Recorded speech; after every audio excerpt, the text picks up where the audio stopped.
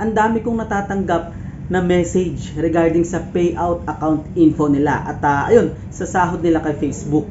So, grabe, ang hirap isa-isahin na sagutin.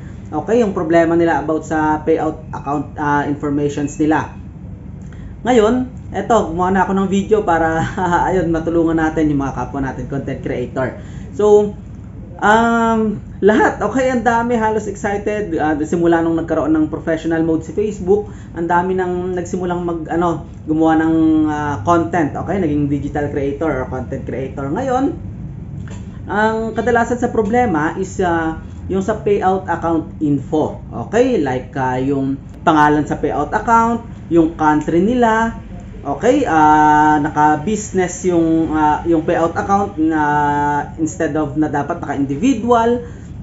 So ito normally yung mga mga problema na nararanasan ng mga kapwa natin content creator at hindi kasi ma-edit basta-basta, 'di ba? Hindi na ma-edit doon sa payout account info natin kapag in-update natin. Ngayon, eto, ang pinakamadaling paraan, ituturo ko sa inyo kung paano nyo ma-contact si Meta.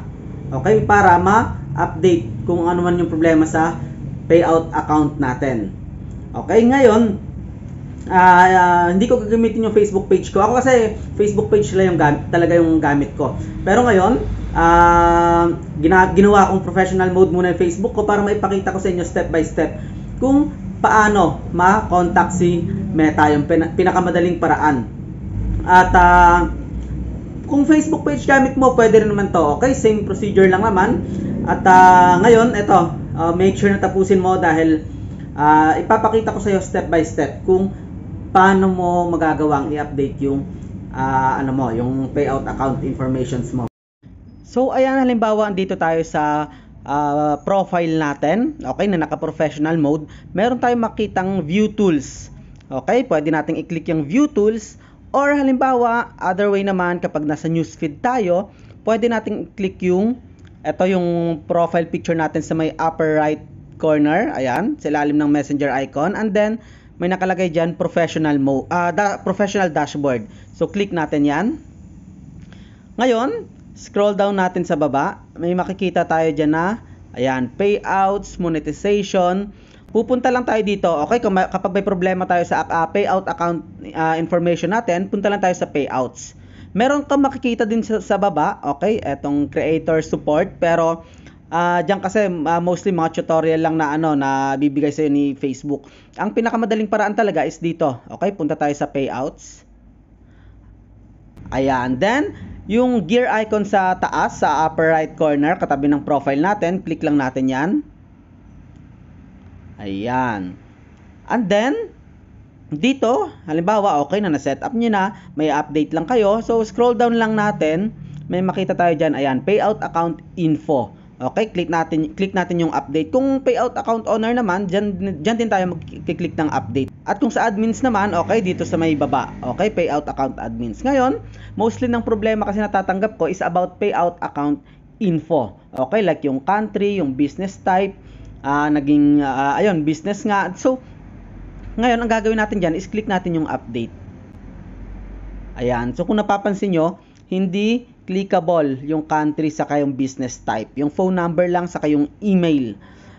Ngayon, ang gagawin natin, wag natin i-click yung update sa baba. Ang gagawin natin is click natin tong nasa gitna. Kung nakita nyo sa ilalim ng enter your business info, merong nakalagay dyan na contact payout support. Okay, so click natin yan.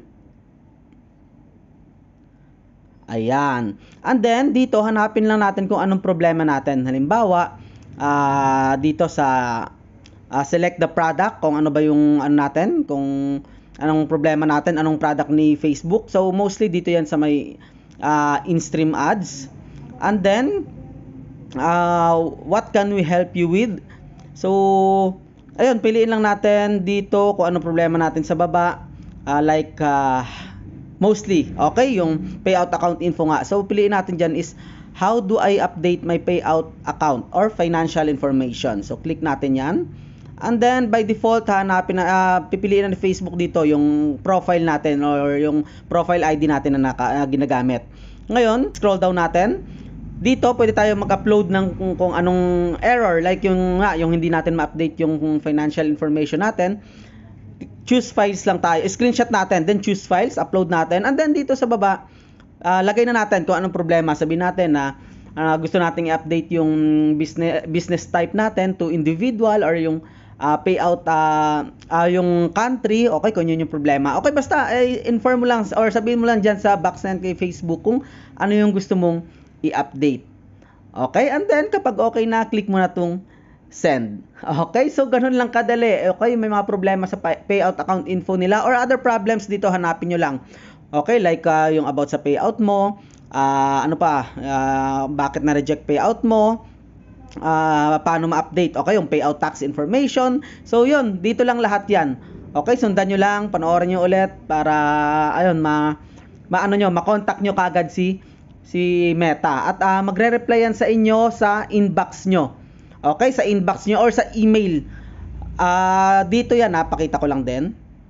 Sa nakalagay na email dito, ayan, email address, or scroll down natin sa may help and support, and then support inbox. Okay, dyan po magre-reply si Meta sa inyo. So yun lang, ganun lang kadali guys. I hope na nakatulong sa inyo yung video na to. At send nyo na rin sa mga kapwa natin content creator para makatulong din sa kanila. Okay, at least hindi na ako magre-reply pa isa-isa sa mga nagtatanong sa akin. Okay, so ginawa ko na talaga ng video kasi sobrang dami ng merong ganitong problema. Okay, so yun lang. Again, wag nyo kalimutan i-like yung video na to, mag-comment kayo, at i-share nyo sa iba, okay, para makatulong din. And of course, subscribe din kayo sa YouTube channel ko, sa TikTok account ko kung doon pinapanood to, sa Facebook page ko. Okay, same lang, Kelvin Clint Quinto. Okay, at marami pa tayong mga tutorial na ilalabas. Yun lang, bye!